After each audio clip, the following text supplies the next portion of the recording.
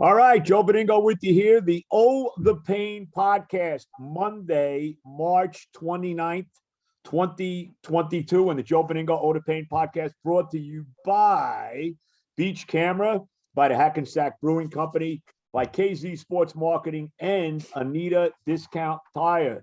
And every Monday, of course, we do an interview. And joining us today is really maybe the premier sports columnist in New York, my good buddy, fellow Bergen Countyite, and that, of course, from the New York Post, Mike Vaccaro. Mike, how are you, man? Joe, doing well here, man. How about you?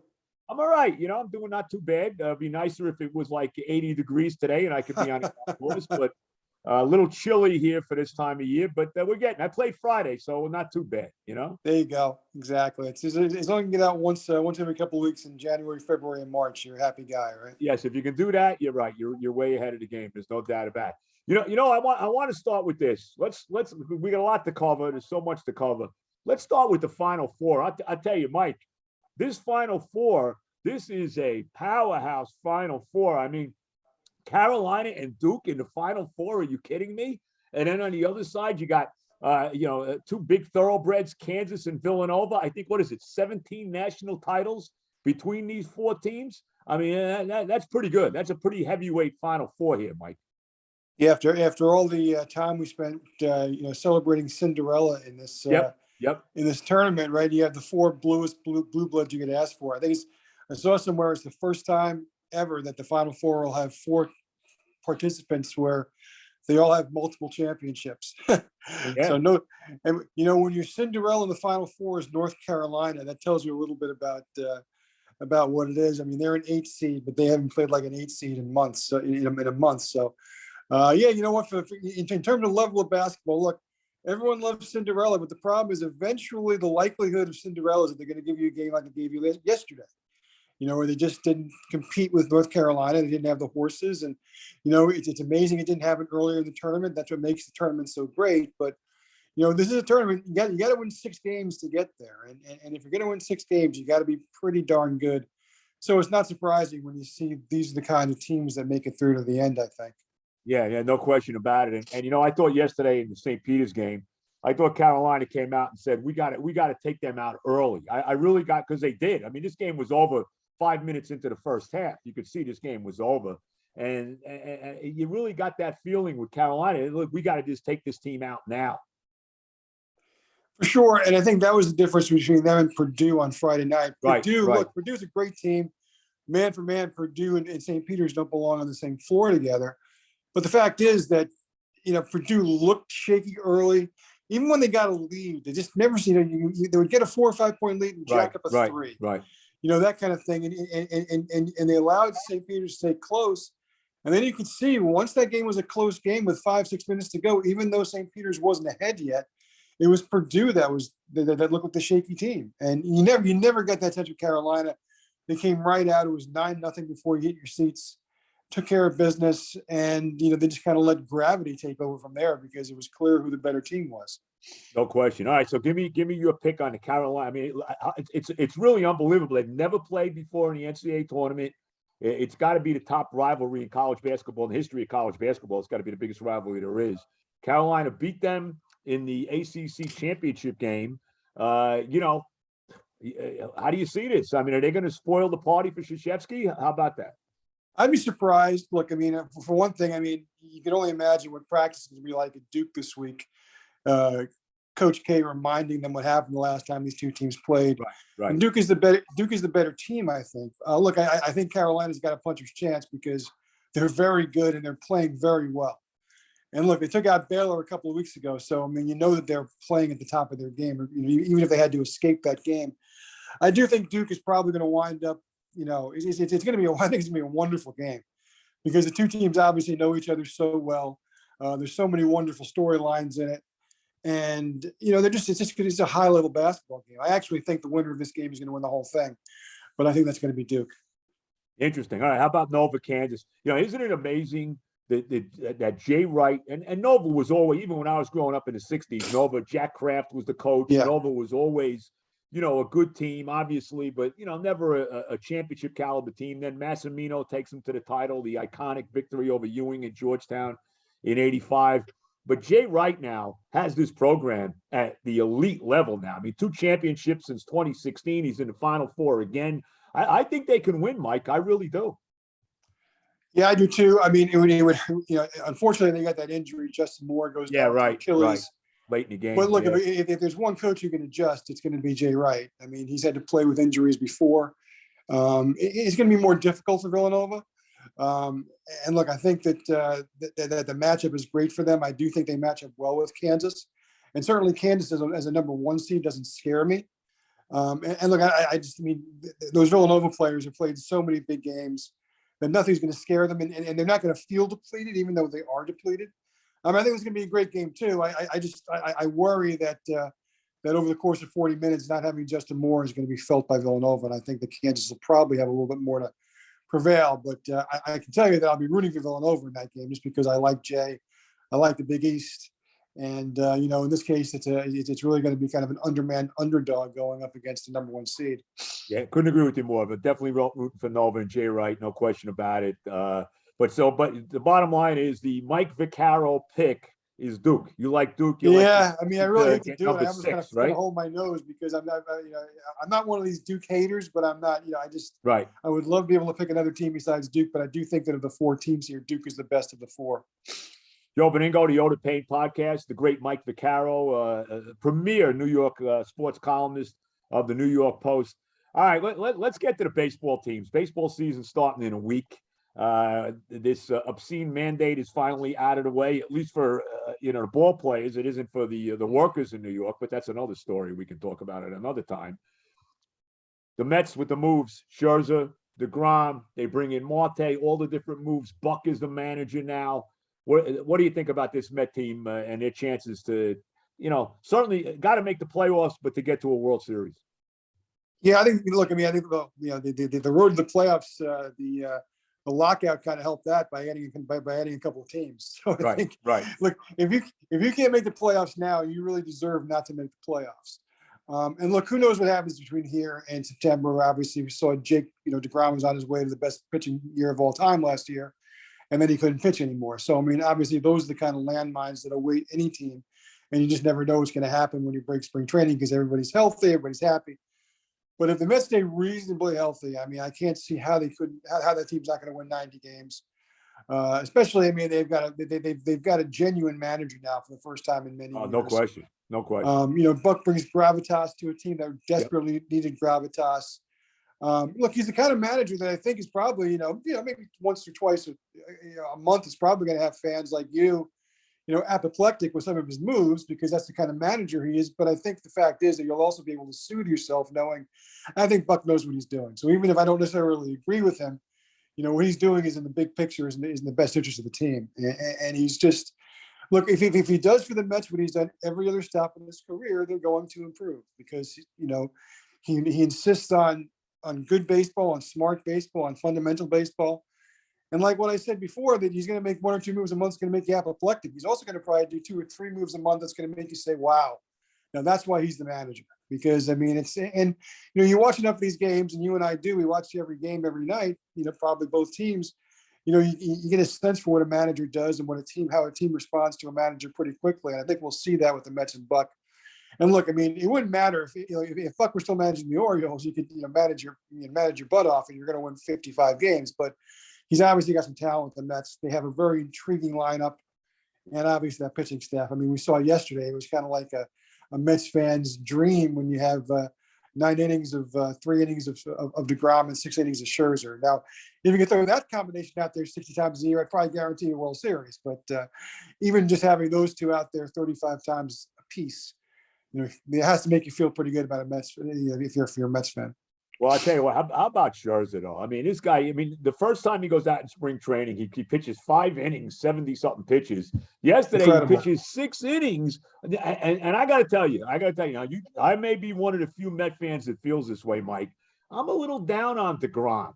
And I think that Max Scherzer is going to be the guy that's going to really get this guy to not just be a 6-inning pitcher. Because I worry that, DeGrom, okay, I got my sixth in, let me get out while my ERA is still down there.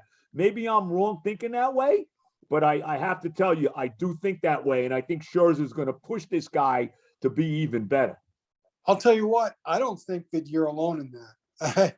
Just the Okay. sense I get, I don't think Mets fans will come out and criticize Jake.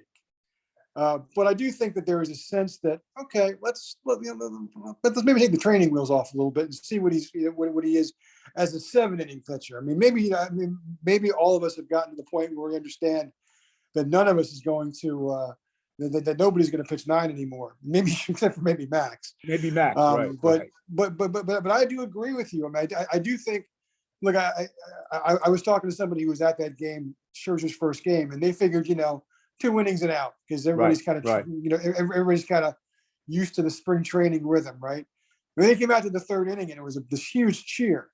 Then they came out to the 4th and there was this like roar, like Mick Jagger had just shown up. And then when he showed up in the 5th inning, they were beside themselves. They went nuts because it's like, what's going on here?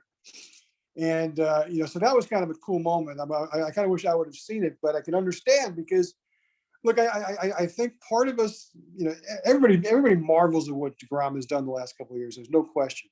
But there's always a sense of, poor Jake, he didn't score enough runs. Well, maybe if he would have got an extra inning, he wouldn't have to worry about bringing in the lousy 6th inning or 7th inning pitcher that's going to put you in trouble. Right. And look, I get it. I mean, Jake's arm is fragile, and it's a huge asset, a commodity, hard to put a price tag on. But yes, I don't know that you're necessarily going to see Scherzer inspire him to do more, but I do think that it's going to certainly alter the dynamic in terms of how Mets fans look at what DeGrom is doing. Because if he's giving you 5 unbelievable innings, but then he hands the ball over, and the next day, Scherzer's out there giving you 7 bulldog innings, maybe not quite as many numbers, but then he hands the ball over to the bullpen with a better chance to win. Which pitcher are you going to be fonder of? Yeah, no question about it. All right, how about Lindor? Does Lindor have a bounce back year? I mean, to me, I didn't want Lindor to begin with. I would have never made that trade. And then they compounded it by paying him before he did anything, which I didn't like that either. I would have let me see what you're doing before I give you $300 million for 10 years. What about Lindor? Do you see a bounce back under Buck?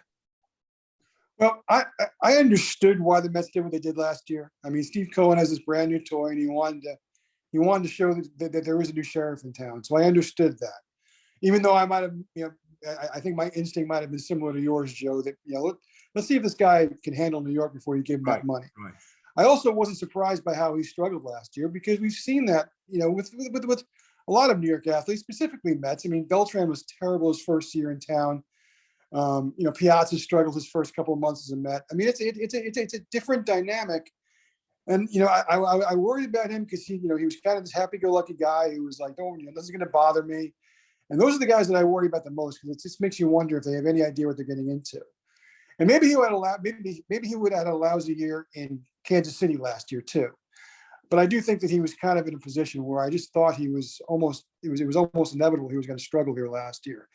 I do think now he knows what New York is. I think he's still a very good player. He's a very good defensive player. And I think once you start there, everything else falls into place. And look, I think he's a guy who's going to thrive under Buck.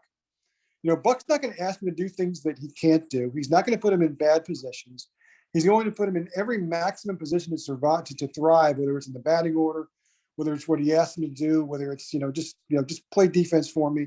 That's the beauty of what Buck does. I mean, he maximizes players because he has these relationships with them, and they do want to perform their best for him. So I do think that he seems like the kind of guy, and Alonso's another guy that I think is going to really thrive under Buck. I mean, a guy just looking for good leadership.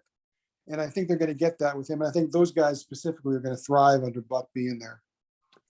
Getting Mike Vaccaro to the New York Post. All right, my biggest concern with the Mets remains the bullpen, and especially Edwin Diaz. I have no confidence in this guy.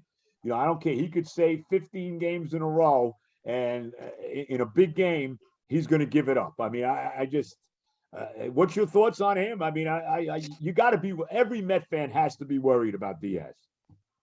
I don't think there's any way you can't be worried about him because, I mean, look, it's now three years body of work. And it seems like, the problem with Diaz is, you let your guard down. He pitches really well for 2 weeks. And when he pitches well, it makes you wonder how he ever, allows a base runner because, I mean, his stuff really is electric. And just when you get your guard down, it's 2 outs, nobody out against the Braves, and he loses the game somehow, or something like that. I mean, it seems like that's been the pattern with him. And then when he gets into a rut, he stays in a rut, and you're at that balance. Do you let him pitch himself out of it? How many games do you let him blow before he pitches himself out of it? Right. And of course, the other thing that drives you crazy about him as a fan is his body language. I mean, he's got that thing that Robles used to have, where every 500-foot ball he points to like it's a pop up to the shortstop, and then you see the left fielder kind of giving up on the ball. I mean, that game in Pittsburgh last year was a perfect example, which really was a gut punch loss for the Mets last year. Yep. And before the All-Star, right before the All-Star. Right before the All-Star break. Yeah, it was just a game that they had won 5 different times. Yep. And then he came in and gives a game-winning grand slam. And it's like, I think that's what bothers me. Look, I don't know. I mean, look, Yankees fans are no bothered by the fact that, involuntarily Chapman seems to smile after he gives up home runs. And I don't think he's giggling and giving up the home run. That's just it's like his equivalent of a facial tick. And I think that's what you have with Diaz. But it's just not a great look when when you're walking off the field and the other team is trotting around the base paths and he's got this look of like, wow, on his face. And I don't know that you can switch, they can change that. I mean, look, the thing you and I both know about relievers, Joe, is that every now and again, they'll just give you one of these years where it's just, it's like Brad Lidge that year. All of a sudden, he was perfect out of nowhere. He was a guy you never trusted. And all of a sudden, he didn't get, he never got in trouble once the whole year. Sometimes relievers can be like that. And I think maybe you hope that you get that kind of a year with Diaz. And then, just don't get tricked into deciding him back up again for 5 more years based on one good year. But he is definitely, it's definitely a question because, I mean, if one thing, even Mets fans got, I think, a little spoiled by what Mariano was for so many years because he would turn over to the Yankees game and it was the 9th inning and he was in the game and you knew the game was over. And you kind of get used to that as being the dynamic of what closers are. And you realize that actually most closers are a lot closer to what Mariano is. A lot like field goal kickers. They can be great one year.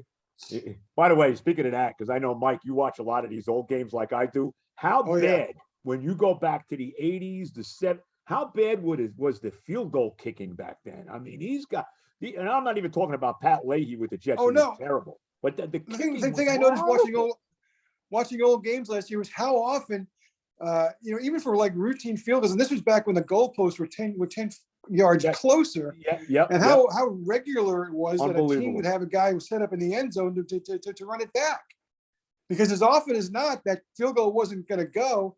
It wasn't even going to go out of the end zone. You were going to be able to run that back and get good field position out of it. It's amazing because the field goal what's amazing is that the goalposts were 10 yards closer. It makes no sense. Yeah. It's like all of a sudden the last 30 years, like there was this thing, all of a sudden, field goal kickers, even the terrible field goal kickers, when they miss with plenty of room to spare. You almost never see a field goal kicker miss short, which is why the Rams kicker in that playoff game, when he missed short, it was like almost like something was wrong with your TV screen because they just never miss short anymore. Yeah. I was watching the other day ago talking to Mike Vaccaro. I digress a little bit because I want to get to the Yankees, and we got a lot to get to, and I really appreciate you taking the time, Mike. There's nobody I'd rather talk sports with than you and me both, Joe. I was watching the Cowboy game from the 81 game that actually got the Giants into the playoffs. Joe Danello. With Joe Danello. He missed 3 field goals in that game. He missed 2 field goals inside 30 yards in the first quarter in that game. And then he missed a chip shot field goal in the overtime before they finally won. I had forgotten that, Mike. Well, how about the game you referenced in your 10 worst Jets losses where the Mark Mosley missed like a 14-yard field goal to really add to the pain in that double overtime Browns game. I mean, I'm with you. I was ready at the door to go out and get and drink to forget. And all of a sudden, it's like, how did he miss that? Well, now it's the Jets' day, but then you realize that was just increasing the level of agony for a Jets fan that day. and Joe Walton got 3 more years after that, Mike. Which is mind-boggling when you think about it, that he wasn't fired as he walked off the field after that game. Unbelievable.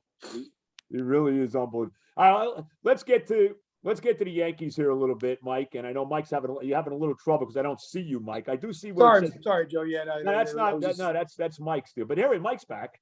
What a good! He got his Bonnie shirt. Are you going tomorrow? When was it? Tomorrow? Oh yeah, I think I'm going to camp out there tonight, like Krzyzewskiville. Oh, is that right? I'm not. I should know. I can't say I'm following the NIT. So Bonaventure's playing who now? So they're playing Xavier tomorrow in one semifinal, and Washington State is playing Texas A&M in the other semifinal, and the winners play on Thursday. Okay, all right. There you go. Well, good luck to the Bonnies. Maybe you can get Bob Lanier. Maybe you can find Bob Lanier somewhere to go out and help you win this thing, right? Yeah, absolutely. Hey, they're one of 8 teams still with the season left, so I'm happy about that. There you go. By the way, speaking of the NIT, I showed you this already. My Pete Maravich statue. Of course, it's it's in an Atlanta Hawk uniform, and if you'll notice, it says the pistol on the back. So I just want to. I love it. This is for you. This is for you because you referenced the NIT back in 1970 yesterday in your column on Sunday. I love it. That's great. I mean, Pistol Pete. I could sit there and watch Pistol Pete highlights all day long. How many points you think he would have averaged in college if they had the 3-point shot, Mike? He would have averaged 50 a game. He would have gotten 1,000. He would have got 1,000 more points. No question about it. No question about it. Yep. Yeah. He was something else. All right. Let's get to the Yankees here. I got to tell you this. All right. Right now, I'm no Yankee fan. All right. I'm not. I cry no tears for them whatsoever. Okay. The poor Yankee fan that hasn't won a World Series since 2009. Oh, my heart. The poor Yankee fan. You gotta love that. My heart's bleeding for them. We don't want to, you know the deal. How did they not sign Freddie Freeman and/or Carlos Correa? I mean, are you kidding me? I thought for sure that they were going to sign Freddie, which I was all for. Get him the hell out of Atlanta. Let him go to the Yankees. But I mean, how did they not sign Freeman or Correa? I was very surprised, Mike. Yeah, it's stunning. It really is, Joe. I mean, it's obviously a new way of doing business. And look, I get it. They're bogged down with a lot of bad contracts right now, or at least a lot of unflexible contracts. They want to make sure they still have enough money in the till left when they got to sign Judge. But man, the Yankees that you and I know, going back to 1973 at least. Oh, for one of those guys will be a Yankee this year. I mean, no if not both, but I mean, one of those guys will be a Yankee this year because, and not just because they would make the team better, but because the old man had a way of understanding what the fans were saying. Even in a time before social media, I think George had a far better understanding of what the fans were saying than the guys that run the team do now. Even with social media, when every fan has every feeling, online now for, the moment they express it. It's stunning to me. I mean, look, I still think the Yankees are a very good team. I mean, they're still going to be in the playoff mix. Right. They're probably not as good as the Rays yet. They're probably not as good as the Blue Jays. Right. And who knows about the Red Sox? I mean, the Red Sox, you kind of don't determine how good they are until May every year. But you know what? They're still going to be in the playoff mix. And so therefore, I mean, they have, I hate using this term over and over again, but they'll have a puncher's chance too. And, certainly they'll probably make moves in the season, but these were, 2 moves that to me, I mean, I just thought they were naturally Yankee moves. I mean, can you imagine in the old days with Freddie Freeman available? I mean, understanding George's flair for the dramatic. I mean, you bring this player in, World Series hero. No doubt. I mean, it's a way to make Mets fans pant because, as much as they hate Freddie Freeman, they would love to have Freddie Freeman on their team. I mean, it would be the quintessential, showman George move. But you know what? It's been a long time now. George doesn't run the team anymore. And I think Yankee fans, keep learning that fact year after year. You like Boone as a manager? What's your thoughts on it? I do. Look, I get it. I mean, I understand fans who are, who just aren't blown away by his day-to-day stuff. And, he's kind of a milquetoast personality. Everyone wants Billy Martin, except when Billy Martin's your manager. Then he drives you nuts. When he's beating up Reggie in the dugout, right? Yeah, everybody wants Billy Martin when you have a quiet guy like Boone. But look, I mean, I can't just ignore the fact that his first 2 years as a manager, they won 203 games. That's pretty good. I don't care who's the manager. I mean, you can't be a bad manager and win that many games. So to me, I mean, I think he knows what he's doing. People want to complain about his reliance on analytics, about how the front office tells him what to do. And you know what? Guess what? Welcome to baseball in 2022. I mean, maybe the Mets fans will be spared that because Buck isn't told what to do. But he's also a guy. Look, Buck was also a guy before analytics were called analytics. He was a guy who was spending 2 hours a day poring over analytics. I don't know what they were called then, but I mean, he understood. He's not just going to be this guy who raises his finger and say, okay, this is what I'm going to do. He does what he does based on knowledge and facts, the same way as all managers. And, just because I think Boone is a little more out in the open that, he's, reliant upon percentages and stuff. You know what? Guess what? Most of those percentages work out. That's the reason why you use them. I mean, so I can understand why Yankee fans are frustrated. Yankee fans get frustrated anyway if you go more than a couple of minutes without winning a championship. But, I think he's a good manager. And, if you're going to tell me to get rid of Boone, then tell me who you're going to hire and play. This place is going to be better. That's my answer always to Yankee fans who want to complain about Boone. Again, Mike Vaccaro, the New York Post, joining us on the Monday O to Pain podcast interview. Mike, I got to give a little love to my sponsors. Then I want to get to the football teams. If you're good with that.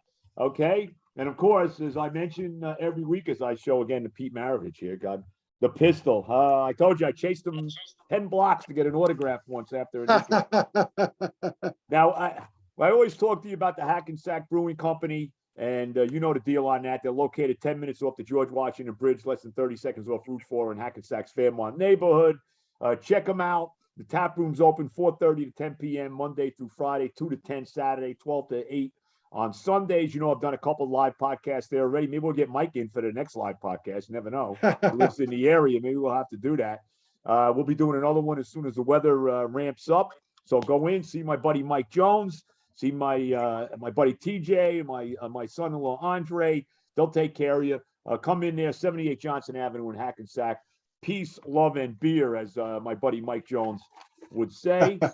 Also, Beach Camera, another one of my buddies, Isaac. Check them out. They've been in business for over 30 years. They offer all the top brands, LG, Samsung, and Sony. Give Isaac a call. Beach Camera, 732-993-6385. Stop in 80 Carter Drive, Edison, New Jersey. Let him save you some money. Use the code JOEB for $15 off your order of $100 or more at beachcamera.com. Mike Vaccaro with us as his picture keeps going in and out, but you do see his name there, and we can still hear him, which is a good thing. Mike, let's get to the football teams. We'll get to the Jets in a second. Let's start with the Giants. I mean, the Giants of the last number of years have been very Jet-like. I mean, look, they're on the 2 and out for McAdoo, 2 and out for Shermer, 2 and out for Joe Judge, and now Brian Dable is in. I mean, this is a very Jet-like stuff that the Giants have been giving you the last number of years. It really is. It's very uncharacteristic. I mean, the Giants have had their long stretches of horse beat play also. I mean, obviously, yes. I mean, they went those 17 years in the 60s and 70s without a playoff, but there was always this sense that, for better or for worse, that they were stable. They didn't mind throwing Alex Sherman at you year after year, or Alex Webster. But yeah, there was never the sense that they were kind of consumed by chaos, and that's really been the sense the last couple of years. And look, having Dave Gettleman in charge didn't help. I mean, he was just a disaster from day one. Yeah, it's something. I was talking with a friend of mine, Joe. It's funny when it comes to like GMs. Like, people aren't usually as crazed with them as they are with coaches or managers. You want to fire the manager after 3 weeks when you see him. You just have a gut feeling for him, or a coach goes through a stretch. You're like, that guy just didn't have it. But GMs, even impatient fans, generally are like, well, you got to give him time. And Gettleman, after about 6 months, Giants fans that I know are like, this guy is bad news. And it turns out that they were right. It turns out he's had a few good things, but his drafts were chaotic. The offensive line just never got any better. And he left them in salary cap jail, which is going to really hinder them this year. But look, I all of that said, they say the past is prelude. I mean, to me, that's the way you got to look at it as a Giants fan. I mean, just, take the coming year and just take your lumps, understand it's probably going to be a tough year. Hope to find, things that you can, kind of get behind. Maybe Daniel Jones will surprise you this year and really solidify your opinion. You think that? I mean, what do you think about that? You think that Jones is going to do that or no? Man, gun to my head, I don't think he's a great quarterback. I don't think he's a guy you want to invest 10 years in. But I'm also willing to have my mind changed because I've seen enough in him. Mm-hmm. And I just don't think he's really been given a fair shake in terms of the players around him. I mean, and the coaching situation. And the coaching. I mean, look, I mean, if he's bad this year, then I think you just got to say, well, he's probably pretty bad. But if he shows you signs, and the players around him are reasonably healthy, and that coaching staff, seems to get to him, to me, I mean, then it's almost more difficult unless he gives you an incredible year. Then you say, yes, of course, he's our guy. But we were kind of hoping to see signs like that in the last couple of years, and injuries kind of hindered that.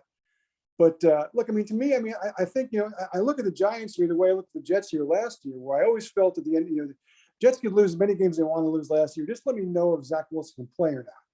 I'm not sure we got a definitive answer on that either, but at least toward the end of the year, I do think that Jets fans feel better about Zach Wilson because of the way he played. So I guess that's where you want to be after year one. You want more than that this year. But with Jones, he's a couple of years ahead of that. And you kind of just want to see that he's the guy that you can invest your future in. And then you want to building around him, not having to then go out and find who your franchise quarterback is, which is obviously the biggest piece of every puzzle. Now, I understand. Look, we don't know what Brian Dable is. We never know what these guys are until they start being head coaches. But what do you think? You think they got something with this guy? Did you like this hire? I mean, what's your thoughts there? Look, I mean, I like him as much as I like anybody who doesn't come with a track record. I mean, right. To me, if you hire Bill Parcells, I mean, I'm not saying they shouldn't hire Bill Parcells, but I mean, when the Jets hired Bill Parcells, he comes with what he was. Bill Parcells' record, Right. So you have an idea. Right. When the Knicks hired Pat Riley the same Right. way, when the Mets hired Buck Showalter the same way, in the same way. I mean, when the Jets hire Rich Cote, you kind of feel like how that's going to go too. And so when a guy comes with a track record, you have a more definitive record. Look, all these guys started out as assistants who got their first crack, right? So, I'd love to go back in time to when the Giants elevated Bill Parcells in 1982, and you say to yourself, "Oh, who the hell is this guy?" Right. And then, of course, he went out that first year and kind of reinforced all those people 3-12 who were and wondering 1. about him. All these guys start somewhere. Right. Pat Riley is, if you're watching that great miniseries on HBO, he started out as a beach bum, and now he's like the ultimate example of like a successful coach. You just never know. So I don't think anybody can say with certainty that Brian Dable is going to be a great coach or a terrible coach, but everything is in place. I think. I mean, obviously he's got success as a coordinator. He comes from a winning environment. He definitely knows how to play the New York media. I mean, and I guess I don't look as the New York media as the big obstacle some people do. I don't think we're this big, awful, tenacious, pack of wolfhounds as some people say we are. Maybe we used to be. I don't just see that anymore. To me, if you win, we're not going to rip you, and if you lose, we're going to rip you. It's pretty simple. But he also goes beyond that and plays the game. In his opening press conference, he remembered people's names, and that may seem incredibly superficial, but you know what? The thing I always said about Willie Randolph is that the problem with Willie Randolph is he did a pretty good job here with the Mets, but he never ever made one alliance in the media. So when things went south for him, he didn't have one friend he could call up and say, "Hey, here's my side of the story." Nobody wanted to hear it. And so next thing you know, he went from being toast of the town to being unemployed. And I think somewhere in the middle is where you have to be. I mean, but look, everything I've seen from Brian Dable so far tells me he's got the tools. Now you just got to win some football games, But I feel the same way about Robert Saleh. I mean, to me, there were days I think he doesn't have any idea whether a football is blown up or stuffed. But then there are times I think he's really got something going with the Jets. I mean, but you just don't know until you see it. I have major concerns about Robert Saleh. I wanted him. I got to tell you this, Mike. I wanted the guy as we transition to the Jets here. I wanted Saleh. I was doing a dance when they hired him. I loved him as a defensive coordinator in San Francisco. What I saw last year, man, I am concerned about him. I think he's too nice a guy. I think he's just too nice. I think that's part of it. This guy's supposed to be a defensive guru. The defense was an absolute disgrace. And let's be real about this, okay? About the state of my franchise here right now, okay? That I have nothing but hemorrhoids for the last 53 years, okay? Let's be honest. They are a laughing stock in the league.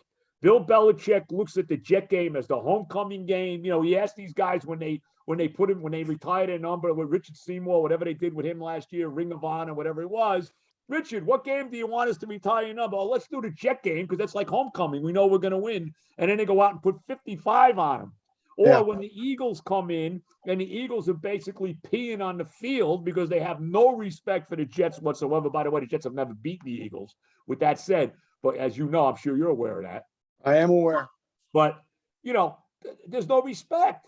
And it makes me nuts. Woody Johnson, do you realize, I know you want to buy some stupid Chelsea team in England or whatever the hell you want to do, okay?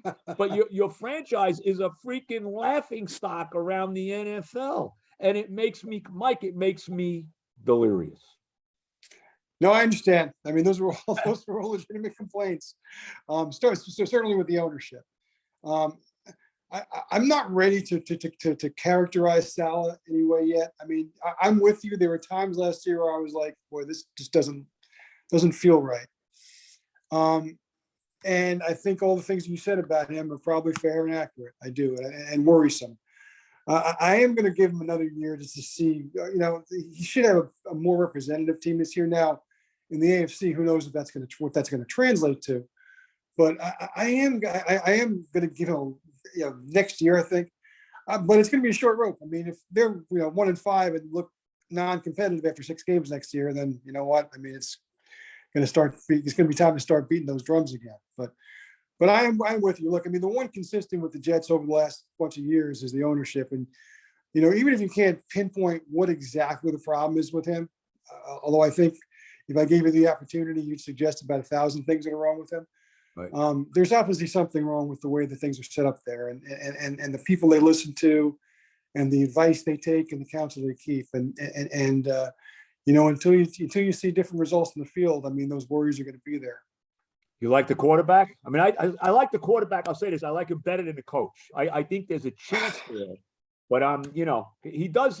Look, he's got great escapability. He's got a terrific arm. I wish they would have plays where they have designed runs for the guy. That would be nice because I think he can run the football pretty well. But, I mean, what's your overall feeling on him? I like him. I do. I like him. I was more impressed with him at the end of the year than I was at the beginning, and I know that's just a simpleton's way to put it because he played better at the end.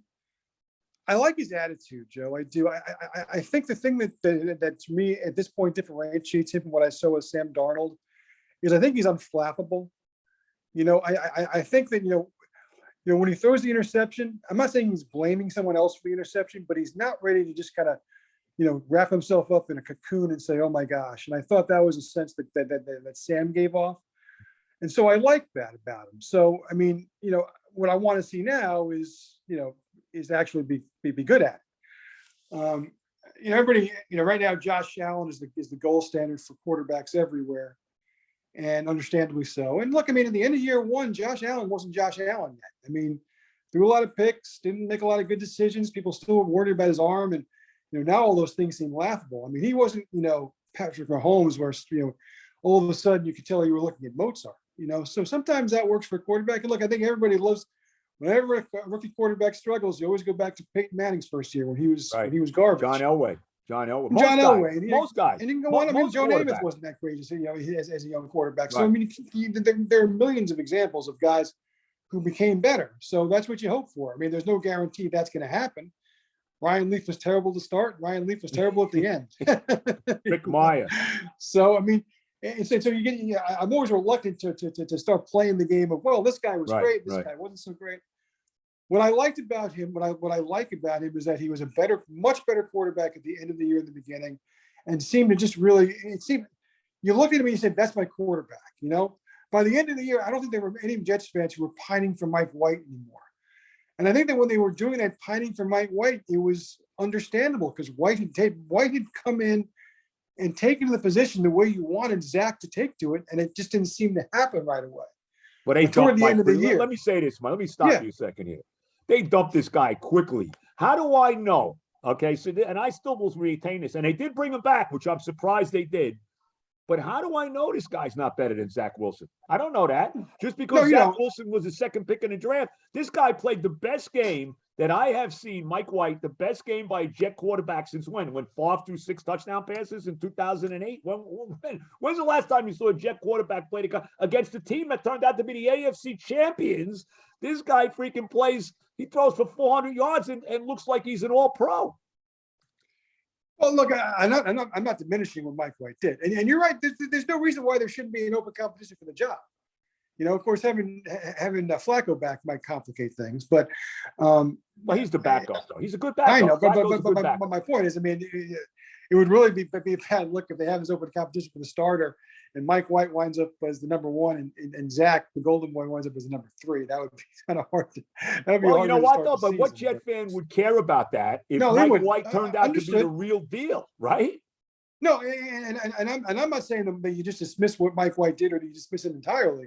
I mean, I'm just saying that that the look he gave in that game you're talking about is the look that was absent from Zach early, but I thought I saw that look later on when he started to have some success and started to play with more confidence. That's what you want, I think, in the guy whoever's going to be your quarterback one. You want that to be the look that you see.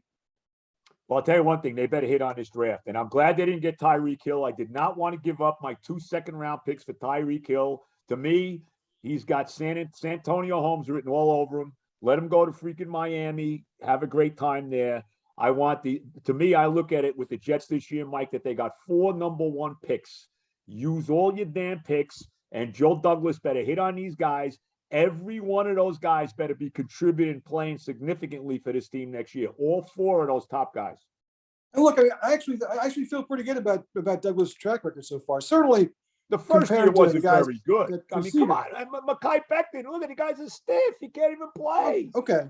Mike Denzel Mims. It's admittedly a low bar. They could have had the guy from Notre Dame, Claypool. He went to the Steelers without trading nothing, and they trade for this guy that can't even get on the goddamn field. It's what I love, Joe, is that there's your Met anger, but then there's your Jets anger. There's no question. That's a different level, Mike. There's no question which team fuels you. I love that. And you're right. Look, I mean, he's got some. I'm certainly not saying that he's George Young just yet. I'm not saying that. I'm just saying, compared to what came before him, and that is an admittedly very low bar. Oh my God, how bad was you know what, Mike? We thought John Idzik was bad. Mike McCagnon was a disaster. Well, you think that was bad? I look like him. So it's like, so my doppelganger is the guy who really screwed the Jets up in McCagnon. That was a hard thing to look. You do look like him a little bit, actually. But I don't hold that against you at all, Mike. I hold even my mother used to, my dear departed mother used to say, "My God, the Jets general manager looks just like you, honey." I'm like, yeah, but I hope I'm better at my job than he is at his. Well, you would have been a better GM than him. Like, I'll tell you one thing. I know you would not have drafted Christian Hackenberg with the with the second round. I can assure you, I would not have done that. You would have not done that, Mike. That's for sure. Absolutely. So we'll wrap up with the Jets here now, because I want to get to the basketball, and I really appreciate you getting. We got to cover much stuff. I got to get your pick for the Masters, by the way. Who's a better golfer in the world right now than Scotty Scheffler? I mean, there's nobody better than him. But be that as it may, let's get back to you can't sell me. Here's something else that bothered me with Salah. At the Senior Bowl, he was already greasing the skids for another bad year. He was telling you how, it was year 3 in San Francisco. It was year 3 with the Bengals. So get ready, Jet fans, for another 6-11 disaster. And we're going to tell you that we had great improvement. Yeah, that wasn't a great optic or a great, I guess it's a great audio at all. You're right. I mean, I think he's still learning what's the right thing and the wrong thing to say as a head coach, especially among a fan base that's kind of just wants a reason to believe. That's the thing about the Jets fans. It's like I get it. Jets fans are targets everywhere. They follow bad teams, but to me, I mean, all Jets fans ask for is a reason to believe. I mean, Jets fans like yourself still revere Rex, and he wasn't the perfect coach. Oh God! But you know what? He was a guy who said, "I'm not going to play second fiddle to you, to you, to you." Yep. And maybe he spoke too much. Maybe he was too much of a loudmouth. But you know what? He made Jets fans feel good about being Jets fans. And by the way, he went to 2 AFC Championship games. That's all Jets fans. And look, I mean, I'm not saying that's all. I mean, surely, I know you want to watch to see a Super Bowl before you die. I would like that. Anybody who's ever followed this team would love to see the Jets fans win the Super Bowl again. But really, from in day to day and year to year, you just ask for a small amount of competence. Right. And that's what's been lacking so often from so much of this time that you invest your soul, this team you invest your soul in. You just don't think that the players, that the people who are in charge of the team are as good at it as you would be, which is a bad way to be. There's never a moment in my life where I think Buck Showalter knows less baseball than me. But there have been many times, and the people who are in the Jets, I just wonder, do they know as much football as I do? Right. Yeah, no, I don't think there's any question about it, Mike. And look, we'll see. We'll see. Like I said, the draft is huge. They got to hit this draft. I won't get into what I think they should do in the draft. We'll leave it because we'll be here all day if I start doing that. But But this is a must hit draft. I like what they did in free agency. I love that they brought Berrios back. I thought no way. I said I'm going to watch Berrios I'm with playing you. in New England and killing me for 100. Yeah. Turning into Wes Welker there. Right. Julian Edelman. So that was a good move, no doubt. I liked all the moves they made. The two defensive backs, the offensive lineman from the 49ers. They brought Tevin Coleman back. I thought that was a good move. They just signed Greg Zuerlein. I thought that was a good move. The two tight ends, obviously. So I like what they did, at least on paper, in free agency. Now he's got to go out there and hit it in the draft. One of these years, and part of the things that the Jets have going against them is, look, it's, if it's even between the Jets and the Ravens, the Jets and the Steelers, the guy's not going to come to the Jets. They want to, right, of course. If the money's even, they're going to go to a place where they can win. So what the Jets have to do then is target guys. Some guys, do I want to overpay this guy? Do I want to overpay this guy? Which is why I'm with you. I'm glad that they didn't overpay for Hill, because to me, that would have been setting yourself up for a lot of other dominoes to fall poorly. I think there'll come a time if you become successful. Look, we just referenced Rex. There was a brief, glorious time when players wanted to come play for Rex. And that, lasted about 15 minutes. But if you get something going, players talk to each other. Players want to be part of exciting places. And, it was like that way with the Giants a couple of years ago. And if the Jets, can ever get their stuff together for more than a year or two, it could be like that here too, but it's not going to be like that until players see results. Mike's dog. Is that your dog in the background? Yeah, that's Mike? my dog. There must be somebody walking a dog in front. Hang on one second. Fiona! There we go. That's enough. He heard us talking about the Jets. He couldn't take it anymore.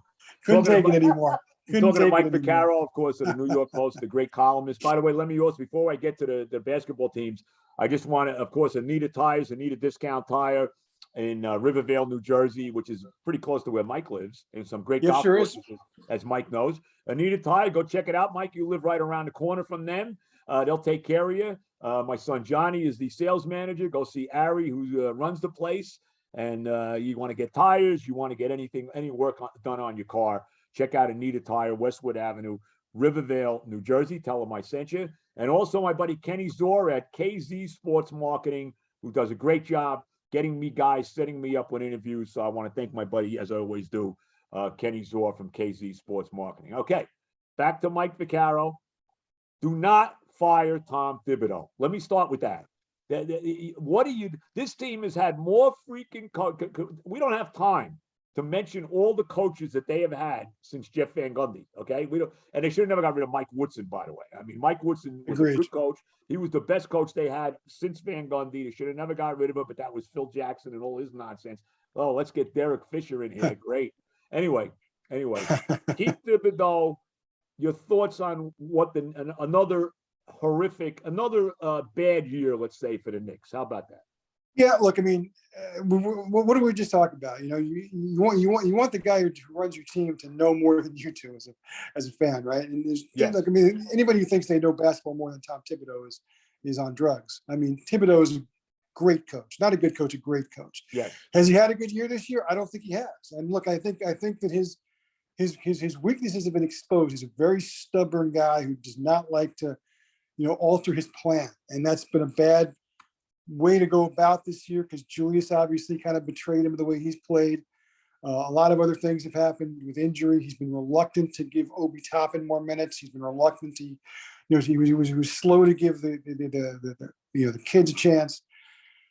All that stuff is true, but he's still a guy, he didn't win those 2 Coach of the Year awards by accident. And look, I was at 50 of those games last year, and I saw what he did that year's team. Last year's team, for that team to win 41 games in a 72-game schedule was, it was nothing short of miraculous. Yep. That's on the coach. Look, a lot of things have gone wrong with the Knicks, starting with their best player, going into full regression. And look, Julius's numbers aren't going to reflect just how poorly he's played this year. It's as much the vibe he gives off. I know he's hurt now, but he's often given up this kind of almost laissez-faire attitude when he plays. He's gone after the fans. He's gone after officials. It's just been a terrible year, start to finish. for Julius Randle. And when your best player is having that kind of a year, you're going to struggle because everything, last year, to Julius's credit, I mean, he was a wonderful player to watch, and his offense was incredible, unselfish. Everything ran through him, and it worked fine because he was on the same page with everybody. He's just been a different player this year. Well, he got A different exposed player in the to the playoffs, point. Mike. He got What's exposed that? by Atlanta in the playoffs. Let's be honest. Yeah, I mean, Atlanta probably started the whole problem, but I mean, to me, look, he's played himself into a position where, I don't think it's any kind of no-brainer that he comes back next year. If the Knicks can figure out a way to turn him into something else, they have to at least think about it. A year ago at this time, that would have seemed unthinkable that, he'd unlock something and Julius is your guy long term. And to me, I don't even see him as the franchise cornerstone anymore. I see RJ Barrett as that player. Right. Yep. And yep. And to me, you have to make a choice at some point. It's going to be one or the other that you're going to build a team around. And to me, I build a team around the 21-year-old kid who seems to get better every week. Indeed. Mike Vaccaro, the New York Post, spending a lot of time with us. I thank him so much. All right, the Nets. Let's get to the Nets. It's amazing that the vaccine mandate actually, to me, made Kyrie Irving a sympathetic figure. Where now I actually like Kyrie. I think he got completely hosed with all this. I don't think the Nets did enough to fight this. They just let it happen all year. But now he's back playing. They lost last night to Charlotte. They had a nice win in Miami the night before. What do you think of? Can this team? I know they got to get out of that 7 to 10 play-in nonsense. Can this team get to the NBA Finals in your mind or no? Oh, 100%, Joe. Can they? For sure. Will they? It's a little bit of a minefield, especially because they got to play those extra games. Right. But look, when you got those two players healthy and playing well, they can beat anybody, as they proved against the Heat the other day. They toyed with the Heat. When those two are playing well, they can play with anybody else in the NBA. They can certainly get out of the East. There's nobody in the East that terrifies me when you have Kevin Durant and Kyrie Irving on your side. There just isn't. Everybody else has issues. The Nets have issues. It's one of those really crazy. By the way, the coach isn't any good. No, he's not. I haven't been impressed what I've seen from Steve Nash yet either. I don't think he's helped. Ironically, they lost D'Antoni as an assistant. I think he would be the perfect guy to actually be the head coach of this team, frankly. But it would be nice to at least have him around, because I'm not sure Jacques Vaughn gives Steve Nash a lot of backup either. But to me, look, the Nets are that odd team that they could lose their first play-in game and be out, or they could go to Game 7 of the NBA Finals. To me, it's either one because of those two players. Look, if they get a draw where they go to Toronto and they're playing that game without Kyrie, then all bets are off. But they could still win that game with just Kevin Durant. Right. Anybody gonna doubt that Durant could drop 60 if he had to win that game? So to me, it's going to be a fascinating thing to watch, and more fascinating to see if there are really a lot of Nets fans in New York. The Nets are a huge story nationally and not nearly as big locally. I get it; they fill the place up, but I can go to a Knicks game in the middle of a lost season and I'll be overwhelmed by emails and replies the next day. And I go to a Nets game and I feel like I'm in witness protection. And that's got to reflect something. It's just a very strange dynamic. Yeah, no, it definitely is a very, very strange dynamic. No doubt about it. All right, Mike Vaccaro, before I let you go, and I really appreciate you giving us all this time this morning on the Ode to Pain podcast. A lot of pain. Of course. A lot of pain, as you know, Mike. It's Mike, a lot of pain. Mike is a big golfer, and I alluded to this. I don't know if you follow the golf at all, but yeah, sure. Right now, I got to pick Scotty Scheffler to win the Masters. The Masters is coming up in 2 weeks. This guy's won 3 tournaments. This is unheard of on the PGA. This is like Tiger stuff. You win 3 tournaments on PGA Tour in 5 weeks. And not just any. He won the Waste Management. Can't go. Oh, it's a WM now. You can't call it waste. Right. That kind of like the Guardians. What a joke that is. But or the Commanders, even a bigger joke. But that's for another day. You win the Waste Management, you win at Bay Hill at Arnold's Place, and then you win the match play like he did yesterday, where he toyed with Kevin Kisner in the final. If you watched any of that, this guy right now, he to me, he's got to be. Forget John Rahm, forget Rory McIlroy, forget it. This guy's got to be the favorite to win the Masters right now. Yeah, he's got to be the favorite. Just the way he's playing. You and I are both frustrated golfers, so that when you get when you get 2 holes in a row when you're playing well, you're like, I could beat anybody. Yes. You got to figure a guy who's won that many times so far has to be feeling like he's on the top of the world. And look, I mean, I know Augusta can sometimes be a humbling golf course, but if you're playing well going into Augusta, you're going to probably play well at Augusta. You know, that really does kind of, you know, if you're playing well, I mean, you almost got to look at Augusta and like, yeah, I can't wait to get there, because it's just, you know, barring all the other kind of crazy stuff that can happen, you know, at the Masters. So, I mean, he's got to be the betting favorite. I'm always a guy, you know, going back to when I was a kid, I guess I was boring because I always just wanted, you know, to show up on Sunday and see Nicklaus and Watson and, you know, Player and those guys. You always want to see the big guys. I mean, at the majors. So I would love to see Spieth be able to maybe, get one back here. Love to see McIlroy kind of, you know, to get his stuff together. Love to, you know, any of these.